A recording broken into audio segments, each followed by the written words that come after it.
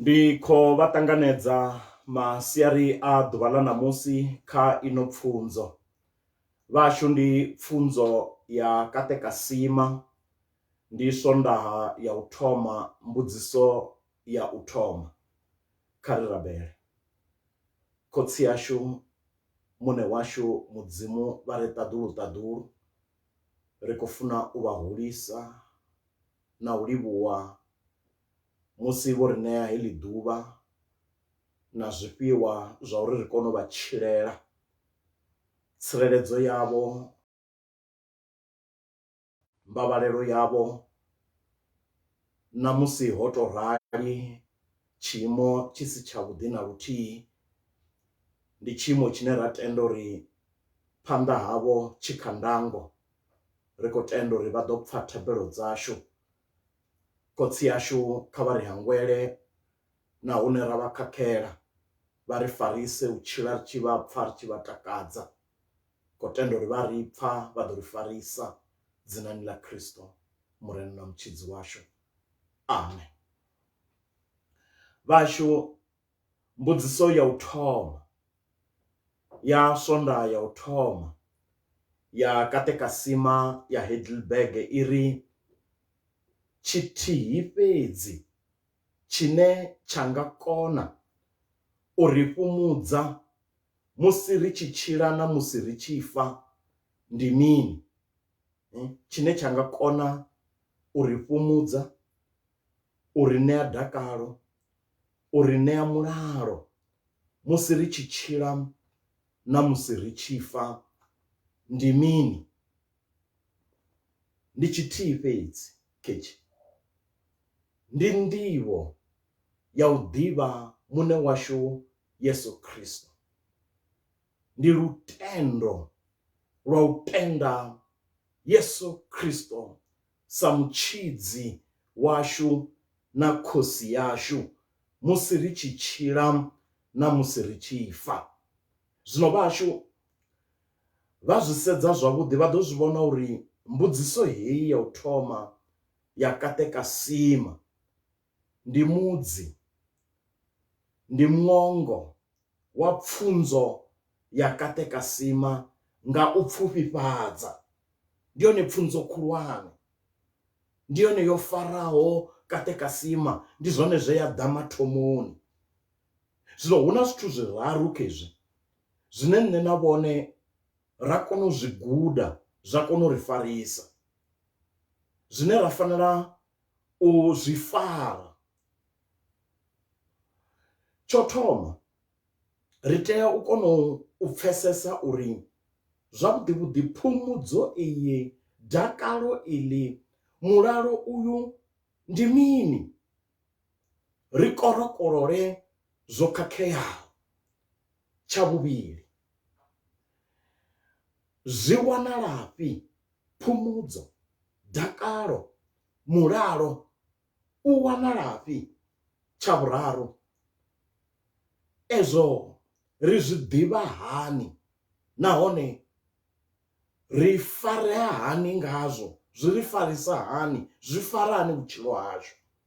Zwino kha ri ḓo dzhena kha tshithu tsho thoma, ri sedze phumudzo, dakalo, mulalo uri u wanalafhi, kana ri thome nga uri ndi mini?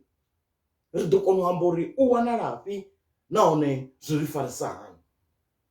Phumudzo, dakalo, mulalo u wanalafhi? Mara zwino mbudziso yo thoma ndi uri ndi mini? Ri korokorole kuhumbulele ku si kone tshine vhone na nṋe ra fanela u tshi ḓivha ndi uri phumudzo, dakalo, mulalo a zwi bvi kha heḽi shango, a zwi bvi shoponi, a vha koni u yo zwi renga. Ndi tshifhiwa, ndi mutshelo u bvaho ha mudzimu, u bvaho ṱaḓulu. Vhone vha nga vhudzisa uri eyi phumudzo na heḽi dakalo na wo mulalo une wa pfhi u bva ha mudzimu, ndi ngani u sa bvi fhano shangoni ri sa koni u renga shoponi, ndi ngauri ha dzhena tshivhi. Adamu na Eva vho sikiwa vha nazwo, mara tshivhi tsha vha ṱangula, tsha vha tswela mulalo, dakalo na phumudzo. Zwa bva khavho vha sala vho ṱangulea nahone vha tshi koloda mudzimu. Ende ndi zwone zwine vha zwi ṱoḓaho, vha lilaho, vha pfaho vhuṱungu, vha hanganeaho. Ndi vhone vhane vha kona u sedza ṱaḓulu.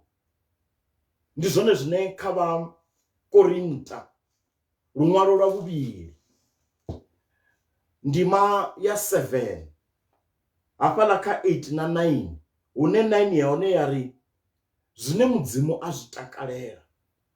Ndi musi nṋe na vhone ri tshi thoma u zwi vhona uri dakalo, mulalo, phumudzo a zwi wanali nga zwine ra ita, nga zwine ra renga, nga zwine ra vha nazwo. Ra thoma u pfa vhuṱungu uri tshivhi tsho ri dzhiela zwithu hezwi zwa ndeme. Ra pfa vhuṱungu, ra lila, ra hanganea, ra funa u rembuluwa. Ndi zwine Paulo a zwi amba afho kha luṅwalo lwa vhuvhili lwa Vhakorinta 7 u bva kha 8 u swika kha 9. Vha pfa kha 9 hu tshi pfi, huno zwino ndo no takala, hu si u takalela zwe na ṱungufhadzwa. Ndi takalela zwe na ṱungufhadzwa lwa u isa u rembuluwani, ngauri no ṱungufhadzwa lune mudzimu a lufuna, hu uri ni vhe na hune na vho ḓo lila nga rini. U ṱungufhala zwi isaho kha thembuluwo ndi tshithu tsho thoma tshine ra tshi vhona uri phumudzo, dakalo, mulalo a si zwine ra kona u zwi wana shangoni, shoponi na nga nḓila ine ra nga to renga. Mara tsha vhuvhili, zwino musi ro no wana uri a si hezwo, zwino mbudziso ndi ya uri phumudzo, dakalo, mulalo u wanalafhi hahe? Ndi zwifhio? Ndi mutshelo wa muya mukhethwa. Kha Vhagalata ndima ya 5 u bva hafho kha 22, hune hapfi zwi aniwa zwa muya ndi lufuno, dakalo, mulalo, u sa fhela mbilu, vhulenda, vhuthu, lutendo, u vuḓa, u konḓelela. Zwa u ralo mulayo a u lwi nazwo. U khou ṋea mutevhe wa mitshelo. Ndi mutevhe une u songo fhelelaho, fhedzi u konaho u imela mitshelo ya muya mukhetho. Zwino phumudzo, dakalo, mulalo zwi wanala mudzimuni, zwi bva mudzimuni. Zwo ḓa kha riṋe nga mudzimu khotsi a ruma murwa a ri fela. O ḓa fhano shangoni a tshila a tshi tevhedza mulayo, u vhuya u swika lufuni lwa tshifhambano uri a badele nga malofha awe a thengo khulu vhutshinyi hashu. Vha zwi pfa uri na ngoho malofha awe ndi a thengo khulu. Kha Petro yo thoma ndima yo thoma kha 18 upfi ni zwi ḓivhe zwa uri a no ngo rengululwa nga zwifhelelaho vhunga maseṱha na musuku, uri ni bve kha maitele anu a fhedzi ena a wana khavho khotsi. A ro ngo rengululwa nga zwifhelelaho. musuku na masetha ro badelelwa nga malofha a Kristo Yesu milandu yashu, chikolodo chashu, khaṱulo ya lufu ro vhofhololwa. A ro ngo to badelelwa fhedzi, ro vhofhololwa manḓani a lufu, manḓani a muvhi, manḓani a tshivhi, manḓani a ṋama yashu, manḓani a nyemulo, nyemulo dzine dza vha nga ngomu kha riṋe, nyemulo dzine dza vha shangoni. Maanḓa azwo ha tsha kona u ri fara, a ri tsha kona u vha phuli dzazwo. U fana na kha Genesis 3 verse 6 na 1 John 2 verse 16, nyemulo hedzi dza ṋama, dza maṱo, dza mbilu dzo funa u ḓihudza, dzo kwashekanyiwa. Maanḓa azwo o kwashekanyiwa, ro vhofhololiwa. Ro vhofhololiwa uri mini?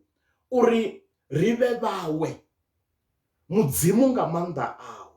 Vha pfa zwi tshi ambiwapo kha Yohane 6 verse 44, haho a konaho u ḓa ha ene arali khotsi o nthumaho a sa mukokodzi, huno ndi nṋe ane nda ḓo mu vusa nga ḓuvha ḽa vhufhelo.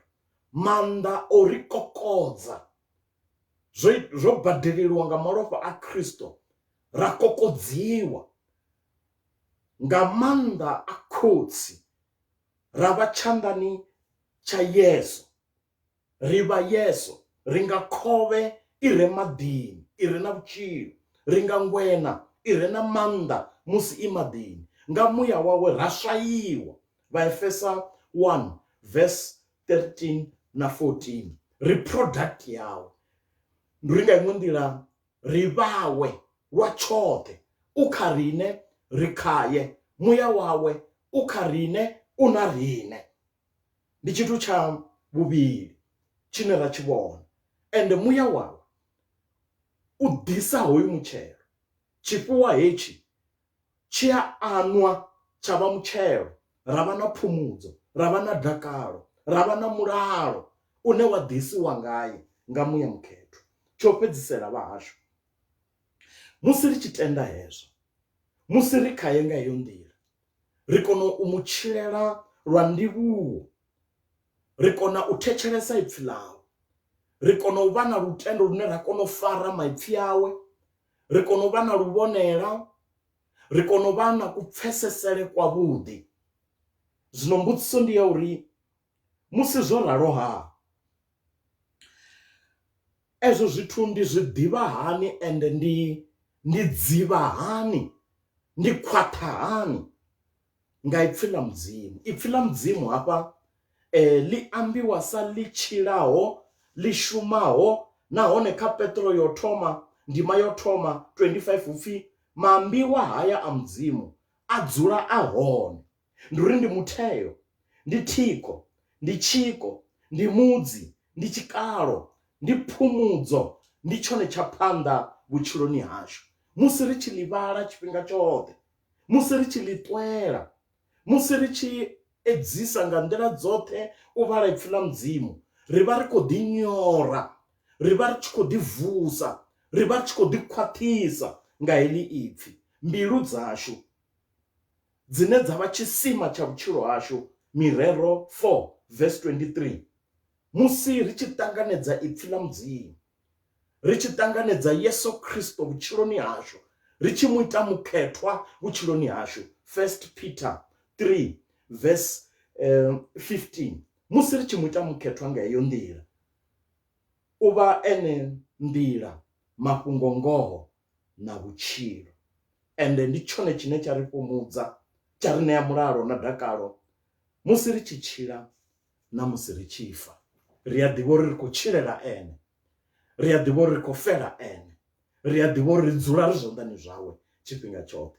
Zwino nga vhe heyi phumudzo i tshi vha hone vhutshiloni havho, na musi vha na mbudziso, na musi vho hanganea, na musi zwi tshi khou konḓa, vha ḓivha uri vha wa Kristo tshifhinga tshoṱhe. Amen.